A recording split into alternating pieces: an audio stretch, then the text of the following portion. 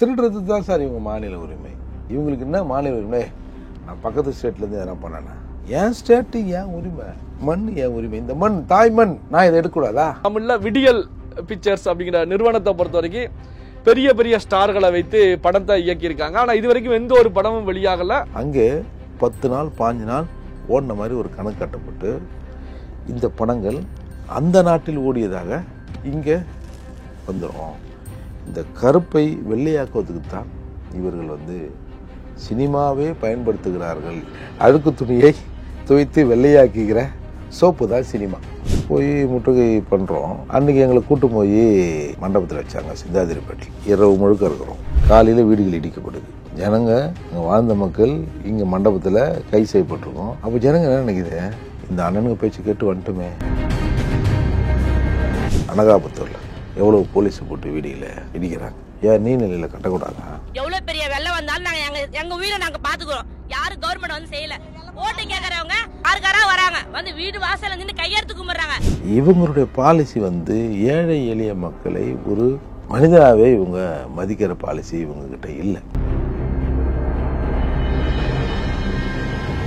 ஒரு 10 ஆண்டுகள் உங்க அப்பா என்ன கனவு கண்ணு இருப்பாரு, சாகும்போது நம்ம சிஎம்ஆ சாகணும். வாய்ப்பு கிடைக்கலையே. அந்த வாய்ப்பு எதேச்சியாக உங்களுக்கு கிடைத்திருக்கு. 10 ஆண்டுகள் கிடைத்து ஆட்சி அதிகாரத்துக்கு வந்திருக்கு. கொஞ்சமாச்சும் ஏழைக்கு இறங்கணும்ல.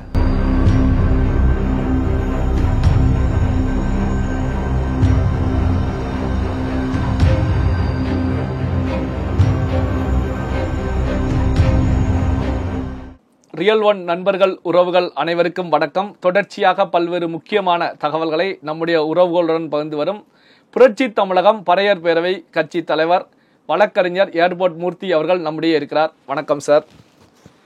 நிதி ஆயோக் கூட்டம் திமுக ஆட்சியில வந்ததிலிருந்து தமிழகத்தை மத்திய அரசாங்கம் புறக்கணிக்கிறது. அதனால நிதி ஆயோக் கூட்டத்துல கலந்துக்கிறத நான் புறக்கணிக்கிறேன் அப்படின்னு சொல்லி ஸ்டாலின் அவர்கள் அறிவிப்பு செய்திருந்தாங்க. 4 ஆண்டுகளாக கலந்துக்கிடல. இப்போ முதல் முறையாக கலந்து கொள்ள போவதாக அறிவிப்பு செய்திருக்காங்க. எதிர்க்கட்சி தலைவர் எடப்பாடி பழனிசாமி அவர்கள் இந்த டாஸ்மாக் முறைகேடு விவகாரத்துல உதயநிதி அவர்களை காப்பாற்றுவதற்காக வெள்ளை கொடி ஏந்தி ஸ்டாலின் அவர்கள் டெல்லி செல்கிறார் அப்படிங்கிற விமர்சனத்தை முன் வச்சிருக்காங்க. இப்படியான சூழ்நிலையில தமிழக முதலமைச்சர் மு க ஸ்டாலின் அவர்கள் நான் வெள்ளை கொடி ஏந்தி போகல, நீதி கொடி ஏந்தி டெல்லிக்கு போய்கிட்டு இருக்கேன், நீதியை நிலைநாட்டுவதற்கு நிதியை பெறுவதற்காக சென்றுகிட்டு இருக்கேன் அப்படிங்கிற கருத்துக்களை முன் வச்சிருக்காங்க. இதை எப்படி பார்ப்பது? நீதி கொடினா கலர் சார். நீதிக்கு கலர் இருக்கா? நீதியை சொல்கிற போது கலரை பார்க்க கூடாதுன்னு தான் கண்ணில் கருப்பு துணி கட்டிருக்குது நீதி தேவதை சிலைக்கு. நீங்கள் வெள்ளையை வச்சுல நீதியை காட்டுறீங்க, கருப்பை வச்சு எதிர்ப்பை காட்டுனீங்க, வெள்ளையை வச்சு சமாதானத்தை காட்டி இன்னைக்கு ஏதோ நீதி நீதி என்னென்னவோ சொல்கிறீங்க. 4 ஆண்டுகளில் என்றைக்குமே அந்த முதன்மை குடும்பத்தை நெருங்குகிறது ஆபத்து. ஓ இதோ வருது வருது, மிகப்பெரிய மிருகம் வருது வருது, ஓடுங்க ஓடுங்கன்னு இங்கிலீஷ் படத்தில் வரும்ல கிளைமேக்ஸில், அந்த மாதிரி இப்போ கிளைமேக்ஸ் இது. அதெல்லாம் அதை தவிர்க்கிறதுக்கு அவர் போகலாம். அண்ணா இதுக்கு ஒன்றும் சொல்லியா? ராஜபக்சவை நேருக்கு நேரு பார்த்தாலே நான் கொண்டுடுவேன், குலகேஸ் வந்தால் கூட பரவாயில்ல சொல்லிட்டு நேரம் அதை விடுவா. சும்மா இந்த மோடி எதிர்ப்பு அதெல்லாம் சும்மா சார். இவங்களுக்கு இருக்கிற ஆட்சியை தக்க வச்சுக்கணும், அதெல்லாம் அப்படி ஓடணும். இந்த டாஸ்மார்க்கில் கூட என்ன 100,000 கோடியாக ஒழுகுது. நீதி யாரை ஏமாத்த பார்க்குது? ஒரு பக்கம் இடியை பொறுத்தவரைக்கு டெய்லி அலுவலகத்துக்கு வர வைத்து, நுங்கம்பாக்கத்தில் இருக்கக்கூடிய ஆபீஸுக்கு வர வைத்து இந்த டாஸ்மாக் அதிகாரிகளை விசாரணை மேற்கொண்டுகிட்டு இருக்காங்க. சம்மன் அனுப்பி வர வைத்து விசாரணைகள் போய்கிட்டு இருக்கு. இந்த பக்கம் ஒரு பக்கம் சுப்ரீம் கோர்ட்ல ஏற்கனவே இந்த டாஸ்மாக் ஈடு ரைடு குறித்து தமிழக அரசாங்கம் சுப்ரீம் கோர்ட்ல தாக்கல் செய்த 2 மனுக்கள் தள்ளுபடி செய்யப்பட்டது. இப்படியான ஒரு சூழ்நிலையில தற்போதைய நிலையில மீண்டும் திமுகவை பொறுத்த வரைக்கும், தமிழக அரசாங்கத்தை பொறுத்த வரைக்கும் சுப்ரீம் கோர்ட்ல பதிவாளரிடம் இந்த மனுவை பட்டியலிட வேண்டும் அப்படின்னு சொல்லி முறையிட்டு இருக்காங்க. இதை எப்படி பாக்குறீங்க சார்? ஈடிக்கு அவர் டைரக்டர் கூப்பிட்டாங்க, அசிஸ்டன்ட் டைரக்டர் கூப்பிட்டாங்க, என்ன விடுங்க சார். ஒரு 1/2 மணி நேரத்தில் யாராவது அக்யூஸ்ன்னு சொல்லிடுறேன். நான் டைரக்டர் என்ன விட இல்லை. எப்பா என்னப்பா நீ லூஸ் மாதிரி பேசுகிற, உன்னை எப்படியா விட முடியும்? ஒரு சாதாரண ஒரு ஸ்டேஷன்லேருந்து ஒரு ஏட்டையாக விடுங்க சார், ஒரே ஒரு ஏட்டையாக விடுங்க சார்.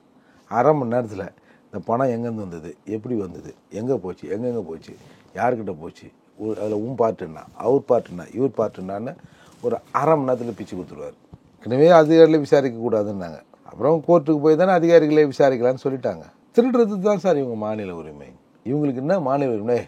நான் பக்கத்து ஸ்டேட்லேருந்து எதனா பண்ணேன்னா என் ஸ்டேட்டு என் உரிமை, மண் என் உரிமை, இந்த மண் தாய் மண், நான் ஆளுகிற மண், நான் இதை எடுக்கக்கூடாதா? என் குடிமக்கள் குடிக்கிற குடி அது, நான் அதை பார்த்து எதனா செய்யக்கூடாதா அப்படின்னு அவங்க இங்கே எல்லாம் படைக்கப்பட்டது எல்லாம் யார் அந்த தலைமை பொறுப்பில் வருகிறார்களோ அவர்கள் எடுத்தது போகத்தான் மிச்சம் அப்படின்னு கொள்கை உள்ளவங்க அவங்க. இப்போ அந்த கொள்கை இப்போ இல்லை, திராவிடத்துக்கு அடிப்படை கொள்கை அதுதான். அதால் எல்லாத்தையும் அப்படி தான் செய்வாங்க. நெருக்கடிகள் வருகிற போது நாம் கூட நினச்சோம் பிடிச்சிட்டாங்க ஃபஸ்ட் டாஸ்மார்க். ஏன்னா நீங்கள் இப்போ மண்ணில் ஊழல்னாங்க, நாம் போய் வேலூரில் போய் எவ்வளோ மண் இருந்தது எவ்வளோ ஆழம் இருந்தது எட்டி பார்க்க முடியுமா, இல்லை அளந்து பார்க்க முடியுமா? ஆனால் டாஸ்மார்க்குள்ளே நம்மளும் சொல்லலாம், நான் சொல்லலாம், நீ சொல்லலாம், கேமராமேன் சொல்லலாம், எல்லோரும் சொல்லலாம். ஏன்னா நாம் மக்களோட மக்களாக இருக்கிறோம். எல்லோரும் சொல்லண்ணா 10 ரூபா அதிகமாகறாண்ணா, எலைட்டில் போனால் 100 ரூபா கேட்குறாங்கண்ணா, ஜிபேவிலே காசு கேட்குறாங்கண்ணா, எப்படின்னா அது அக்கௌண்ட்டு வரும் அப்படின்லாம் நீ கேட்குறாங்கல்ல. அப்போ எல்லாருக்கும் தெரிந்த விஷயத்தையே ஈடி போய் சொல்லுது பாருங்க 1000 கோடின்னு. அப்போ எல்லாருமே நமக்கு ஒரு சந்தேகம் வருது இல்லை. அதனால் இவர்களை தற்காத்து கொள்வதற்கு என்ன ஒன்று, இப்போ வெளிப்படையாக மற்றவங்க சொல்கிறாங்க வெளியில் இதை மிரட்டி ஊற்றி கூட பண்ணி வச்சுருவாங்கன்னு. அந்தளவுக்கு பிஜேபி நடக்குமான்னு எனக்கு தோணலை. பட் அரசியலில் எது ஒன்றாலும் நடக்கலாம். இப்போ இந்த விஷயத்துல இடி ரைடு டாஸ்மாக் விவகாரத்துல ரத்தீஷ் அப்படிங்கிறவர் வந்து தப்பித்து வெளிநாடு சென்று விட்டார், துபாயில் இருக்காரு, லண்டன்ல இருக்காரு அப்படிங்கிற செய்திகள் வந்துட்டு இருக்கு. இடி ஒரு பக்கம் அங்கு விசாரணைக்கு மேற்கொள்வதற்காக சென்றிருக்கிறது அப்படிங்கிற செய்தியில வந்துட்டு இருக்கு. இன்னொரு பக்கம் டான் பிக்சர்ஸ், அதாவது வந்து பாத்தீங்கன்னா தமிழ்ல விடியல் பிக்சர்ஸ் அப்படிங்கிற நிறுவனத்தை பொறுத்த வரைக்கும் பெரிய பெரிய ஸ்டார்களை வைத்து படத்தை இயக்கியிருக்காங்க. ஆனால் இது வரைக்கும் எந்த ஒரு படமும் வெளியாகலை. ஆனாலும் பெரிய நடிகர்களை வைத்து 150 கோடி ரூபாய் 200 கோடி ரூபாய் பட்ஜெட்டில் அங்கே படங்கள் எடுக்கப்பட்டிருக்கு.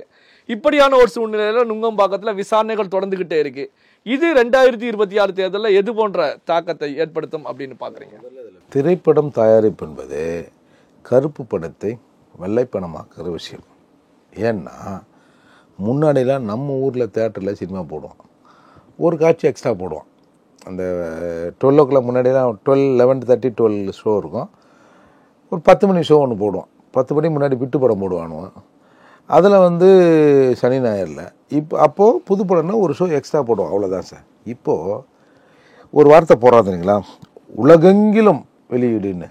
என்ன உலகெங்கிலும் என்ன அவ்வளோ எல்லாமே எடுக்கிறதெல்லாம் ஆஸ்கார் படமா, இல்லை உலகெங்கிலும் ஒரு ஒரு ஒரு தியேட்டர் சார். இப்படி வெரி சிம்பிளாக இப்படி போடுவோம். ஒரு 300 பேர் ஒரு தியேட்டரில் உட்காடுறோம். அது 300 பேர் கம்மியாலாம் தியேட்டர் இருக்க முடியாது. இப்போ ஒரு கனடாவில் போடுறோம் சார், ஒரு தியேட்டரில் போடுறோம். ஒரு ஷோ ஒரு நாளைக்கு ஒரு 2 ஷோன்னு கூட வச்சுங்க சார். ஒரு நாளைக்கு 600 பேர் பார்க்கணும். எத்தனை பேர் பார்ப்பாங்கன்றீங்க நீங்கள்? எத்தனை பேர் அங்கே இருப்பாங்கன்றீங்க? ஒரு 4 ஷோ ஓடுமா, இல்லை 2 ஷோ, 1 ஷோ? என் நண்பர் ஒருத்தர் சொன்னார், ஏதோ ஒரு பெரிய தலைவரோட படம் தமிழ்நாட்டின், அவர் முதல் நாள் அங்கே ரிலீஸ், இன்றைக்கி அவர் இங்கேயே ரேட்டில் அங்கே ரிலீஸ் ஆகலாம் சார். தியேட்டரில் 4 பேர் தான் இருந்தாங்க, வெறும் 4 பேர். அந்த 4 பேர் யாருன்னா இவங்க ஃபேமிலி, வேறு ஒருத்தனும் இல்லையா. அப்போது இந்த படம் அங்கே 10 நாள் 15 நாள் ஓடின மாதிரி ஒரு கணக்கு கட்டப்பட்டு இந்த படங்கள் அந்த நாட்டில் ஓடியதாக இங்கே வந்துடும். இந்த கருப்பை வெள்ளையாக்குவதுக்கு தான் இவர்கள் வந்து சினிமாவே பயன்படுத்துகிறார்கள் இப்போ அப்படின்னு சொன்னார். அதுலேருந்து நீங்கள் கணக்கு பண்ணீங்க, அழுக்கு துணியை துவைத்து வெள்ளையாக்குகிற சோப்பு தான் சினிமா. இப்போ சில தினங்கள் முந்தைய நிலையில செஞ்சிவாடி, ஈரோடு மாவட்டம் செஞ்சிவாடி அப்படிங்கிற கிராமத்தை சேர்ந்த மக்கள் தமிழக முதலமைச்சர் மு.க. ஸ்டாலின் அவருடைய வீடை முற்றுகையிடுவதற்காக வரும்போது காவல்துறையினரால் தடுத்து நிறுத்தப்படுறாங்க 100க்கும் மேற்பட்டவர்கள். அவங்க முன்வைத்த கருத்துக்கள் என்ன அப்படின்னா, எங்க செஞ்சிவாடி கிராமத்தில் விவசாய நிலங்களை பாலசுப்ரமணியம் அப்படிங்கிற ஒரு புள்ளி ஒருவர் ஆக்கிரமிப்பு செய்து வச்சிருக்காங்க. ஆளுங்கட்சி தயவோட அங்கு ஆக்கிரமிப்பு பண்ணி வச்சிருக்காங்க.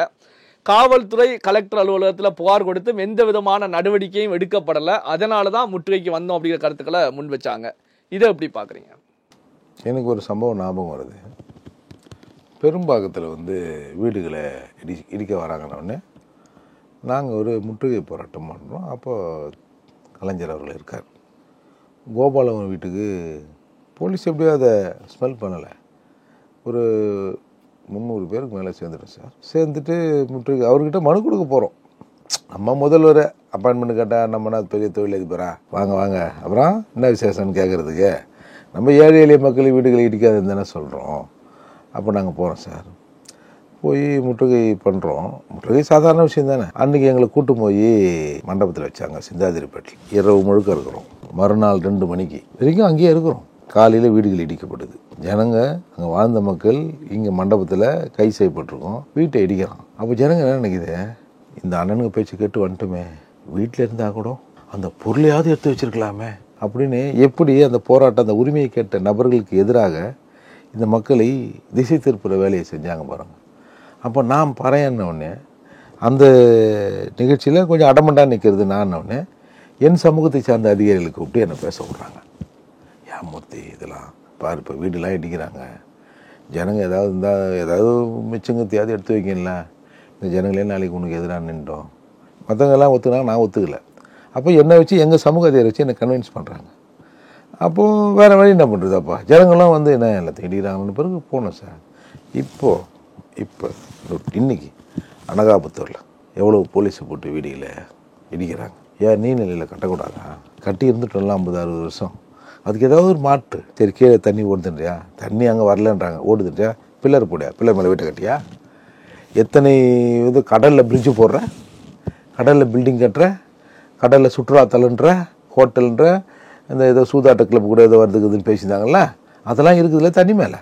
ஏன் நாங்கள் இருந்தால் ஆவாதா? அதனால் இவங்களுடைய பாலிசி வந்து ஏழை எளிய மக்களை ஒரு மனிதனாகவே இவங்க மதிக்கிற பாலிசி இவங்கக்கிட்ட இல்லை. அந்த பெரும்பாக்கத்தில் கூட நான் ஏன் சொல்ல வந்தேன்னா, எல்லாரும் சொன்னாங்க இது ஆக்கிரமிப்பு, அரசு ஆக்கிரமிப்புன்னு. சார், அந்த பிளானே இல்லை சார். ஏன் எங்களை திரும்பி கண்ணகி நகரில் வச்சாங்க, ஏன் செம்மஞ்சேரியில் வச்சாங்க, ஏன் வந்து பெரும்பாக்கத்தில் வச்சாங்கன்னா, சார் எங்களை வச்சுட்டு அடுத்து ஒரு 10,000-20,000 அப்பார்ட்மெண்ட்டை கட்டுறாங்க சார், ப்ரைவேட்டுங்க. அதில் முக்கியமாக அரசில் இருக்கிறவங்களுக்கு அதில் பார்ட்னர் சார். ஏன்னா அவன் அங்கே வீடு கட்டிட்டான்னா அவன் காரை கழுவ ஆள் வேணும், டிரைவரு ஆள் வேணும், அவன் கக்கூசு கழுவ ஆள் வேணும், அவன் தின்னத்தட்டை கழுவ ஆள் வேணும், அவன் வீட்டு பெருக்கி துடைக்கிறதுக்கு ஆள் வேணும், அவன் குழந்தைய பார்த்துக்கிறதுக்கு ஆள் வேணும், இவன் வேலைக்கு போகணும். இதுக்கெல்லாம் ஒரு மேன் பவர் வேணும்ல. எங்கே சார் எடுத்துன்னு வருவாங்க? அவ்வளோ பணம் கொடுத்து வாங்கிட்டு ஒவ்வொருத்தரும் அவங்க ஊர்லேருந்து எடுத்துன்னு வராங்களா? சீப்பஸ்ட்டு லேபர் வேணும்ல. அதுக்கு தான் சார் எங்களை எவிக்ஷன்ற பேர்லேயே அங்கே கொண்டு போய் போட்டது. இந்த உண்மை எங்களுக்கு அந்த வீடெலாம் கண்ட பிறகு தான் தெரியுது. அதனால் அரசுகள் கொஞ்சம் மனிதாபத்தோடு நடக்கணும். நாம் ஏன் இந்த அரசாங்கத்தை மீது அலிகேஷன் வைக்கிறோன்னா, ஒரு 10 ஆண்டுகள் உங்கள் அப்பா என்ன கனவு கண்ணு இருப்பார், சாகும்போது நம்ம சிஎம்மாக சாகணும்னு. வாய்ப்பு கிடைக்கலையே. அந்த வாய்ப்பு எதேச்சியாக உங்களுக்கு கிடைத்திருக்கிறது. 10 ஆண்டுகள் கிடைத்து ஆட்சி அதிகாரத்துக்கு வந்துருங்க. கொஞ்சமாச்சும் ஏழைக்கு இறங்கணும்ல. நீங்கள் என்ன வேணாலும் பண்ணீங்க, காம்பவுண்ட் சோத்துக்கு அந்த பக்கம் நீங்கள் என்ன வேணாலும் பண்ணீங்கப்பா, ஏன் குடிசையே பிச்சு போடுறாதீங்க சாமி அப்படின்னு தானே சார் இன்றைக்கி மக்கள் எல்லா இடங்களிலும் போராடி கொண்டு இருக்காங்க. அதனால் அரசு தன்னோட பாலிசியை மாற்றிக்கணும். பல்வேறு முக்கியமான தகவல்களை நம்முடைய உறவுகளுடன் பகிர்ந்து கொண்டதற்கு நன்றி சார்.